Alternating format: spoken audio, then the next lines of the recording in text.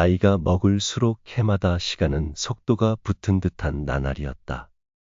새벽이면 어김없이 산에 올랐다.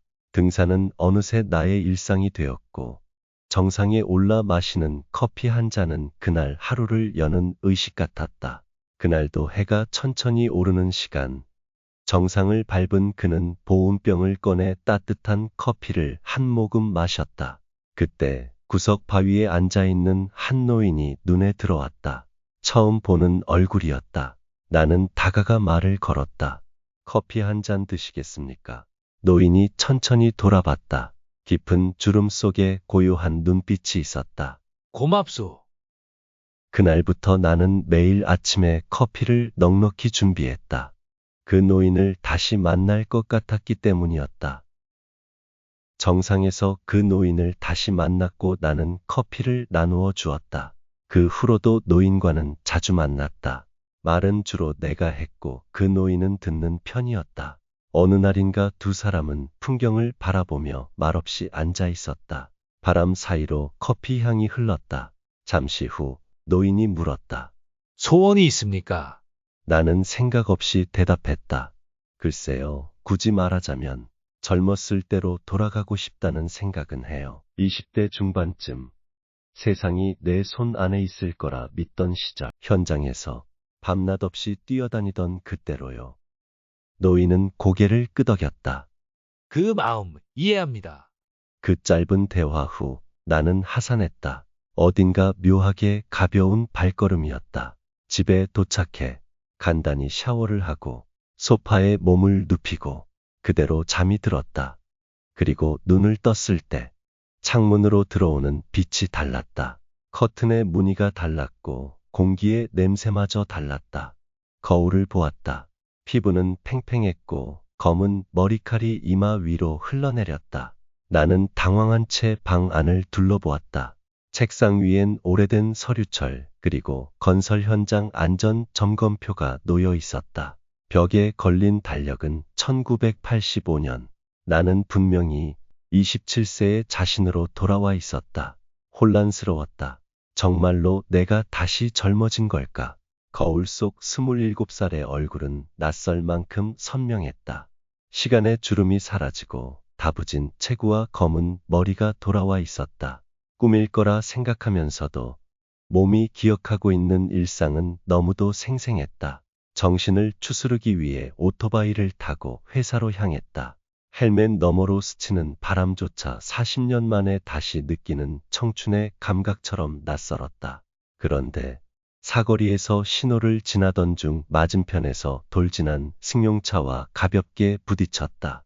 오토바이는 옆으로 미끄러졌고 나는 간신히 몸을 추슬렀다. 눈 안 달렸어요? 운전석에서 내린 남자가 다짜고짜 따졌다. 그와 실랑이를 벌이던 순간 문득 머릿속이 번쩍했다.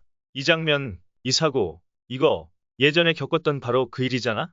기억이 밀려들었다.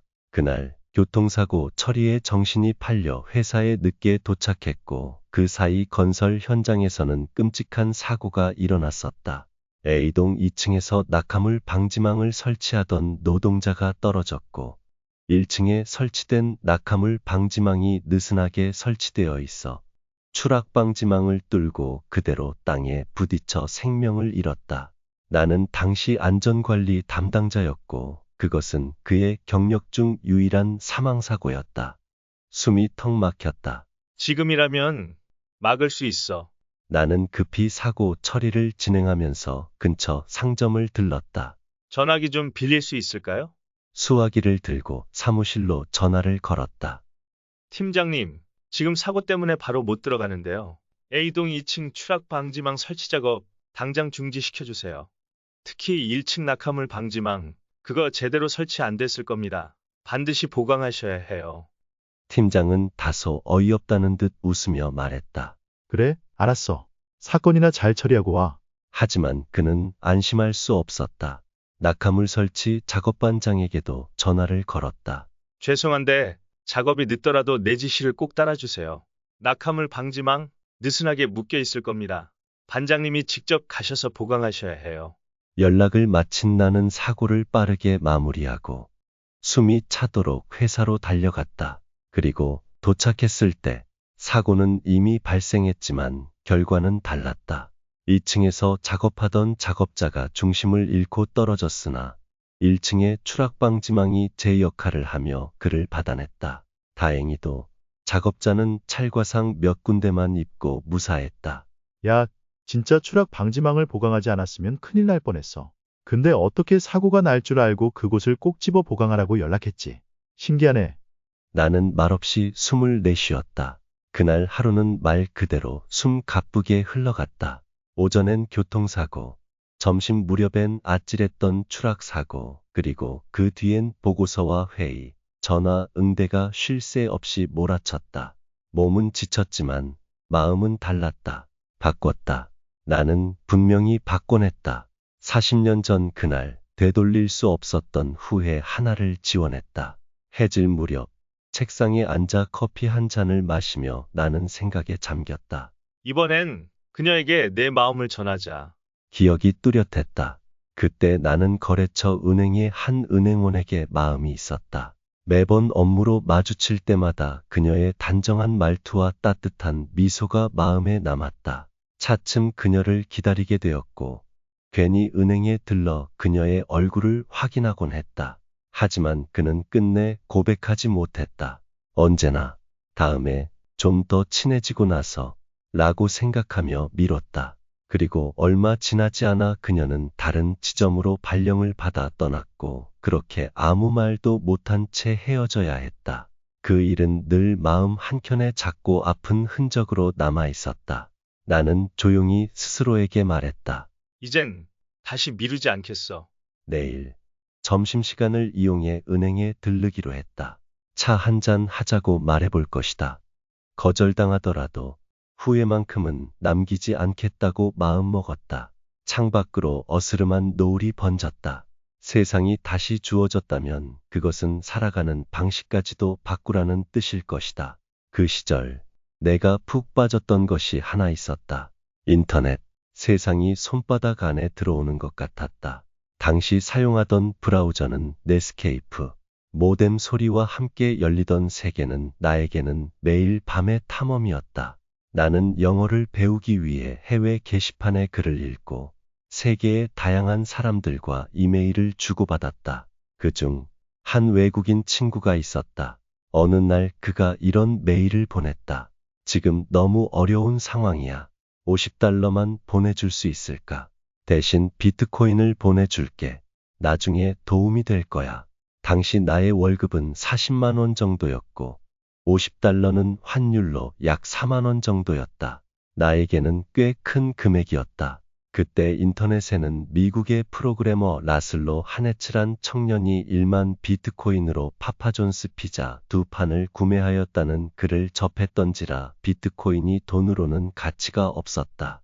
하지만 나는 그 은행에 가기 위해서라도 돈을 보내보기로 마음먹었다. 솔직히 말하면 그녀를 보기 위한 핑계가 필요했다. 은행 창구에 가서 처음으로 해외 송금을 요청했다.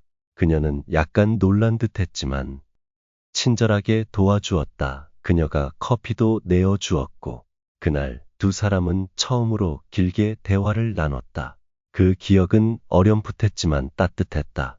나는 이메일을 통해서 받은 어떤 코드를 보았지만 따로 저장해 놓지는 않았었다. 그 이후 그 이메일은 잊혀졌다. 하지만 지금의 나는 안다. 비트코인. 눈이 번쩍 뜨였다. 그때 받은 코드, 메일 내용 모두 또렷하게 기억났다. 나는 황급히 옛 이메일을 열어보았다. 그리고 있었다. 그 코드가 비트코인 100개가 와 있었다. 코드를 저장해 놓았다. 가슴이 두근거리기 시작했다. 그저 한 번의 선회 그리고 좋아하던 그녀와의 짧은 연결을 위한 용기였는데 그것이 이제는 상상도 못할 기회를 품고 있었다. 이번 생은 단지 과거를 반복하는 것이 아니라 새로운 기회를 살아내는 시간이었다. 나는 내일을 기대하며 잠에 들었다. 모처럼 마음이 설레이었다. 사고를 막아냈고 그녀에게 다시 다가갈 수 있는 기회가 주어진 것 같았다. 이번엔 잘 살아보고 싶었다. 하지만 아침 눈을 떴을 때 모든 것이 되돌아가 있었다. 손등에 선명히 드러난 주름, 뻣뻣한 무릎 관절, 거울 속에는 다시 67세의 내가 있었다. 아니, 하루뿐이었단 말인가? 나는 혼란스러운 마음에 서둘러 등산복을 챙겨 입고 다시 산을 올랐다. 어쩌면 그 노인을 다시 만나면 다시 한번 기회가 올지도 모른다는 생각에 정상에 도착한 나는 전날 그 노인이 앉아있던 바위 곁에 섰다. 기다렸다. 해가 중천에 오르고 지고 바람이 불었다. 하지만 노인은 오지 않았다. 그 다음 날도 기회는 단 하루뿐이었다. 나는 마음 깊이 아쉬웠다. 꿈을 꾼 걸까? 그러다 문득 컴퓨터를 켰다. 혹시나 하는 마음에 오래된 하드디스크를 연결했다. 덜컥거리는 소리 속에서 과거의 흔적들이 나타났다. 그 속엔 정말 있었다. 비트코인 코드, 그 시절 은행원에게 다가가기 위해 보냈던 $50의 흔적, 100 비트코인. 나의 눈이 크게 흔들렸다. 지금 돈으로 환산하면 상상조차 어려운 액수 120억. 하지만 그는 쓴웃음을 지었다. 이 돈을 쓰기엔 너무 늙었네. 돈보다 소중한 건 그 하루였다. 창밖엔 노을이 지고 있었다. 비록 인생을 다시 살 순 없어도 그 하루가 그의 남은 시간을 조금은 다르게 만들고 있었다. 나는 커피를 내리고 천천히 앉아 노을을 바라봤다. 그리고 조용히 미소 지었다.